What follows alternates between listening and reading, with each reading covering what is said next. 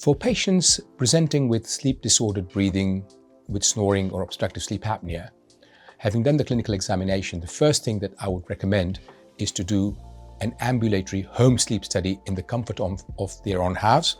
And this is with using a device for a sleep study.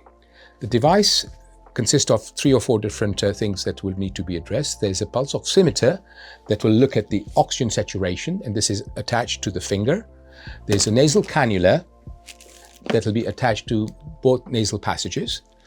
And there's a microphone that will detect the snoring sound signals. This machine is then inserted into a pouch and wrapped around the chest, so it'll look at chest movements and abdominal movements as well. This will allow us to identify whereabouts on the spectrum of sleep-disordered breathing is the patient lying, i.e. are they a primary simple snorer or do they have mild, moderate or severe obstructive sleep apnea? Having done that, it will allow us to choose the treatment plan for the patient. The first thing is to allow them to enhance their lifestyle changes, so losing weight, cutting down on alcohol, not sleeping on your back. Having done these sleep studies and identified where the patient is on the diagnostic spectrum of sleep-disordered breathing, we then want to evaluate the upper airway. And the airway starts from the nasal cavity, and the airflow goes through the nose, behind the soft palate, behind the tongue, behind the epiglottis, and into the larynx and the trachea, the windpipe. So one of the things we do is an awake assessment with a flexible fiber optic endoscope.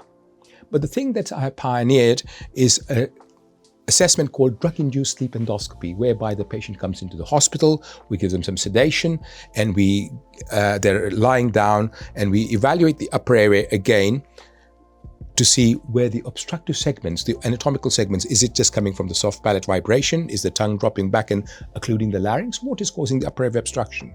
So this would be identified whilst the patient is asleep. And this is important because the upper airway is different when a patient is awake and when a patient is asleep. Having done this, certain patients would benefit from appliances. So one of the appliances we use is a 2-piece acrylic device called a mandibular advancement device. And this is tailor-made for the individuals. It's a 2-piece device and it's inserted inside the mouth, and it allows you to protrude your jaw forward like so.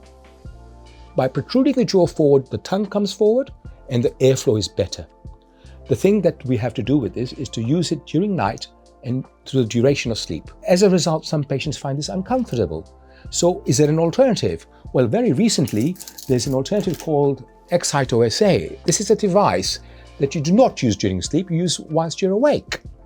And the way it works is it's got these stimulators which sit on your tongue, and it's linked with your Bluetooth on the iPhone, and it'll emit stimulation for 20 minutes before you go to sleep.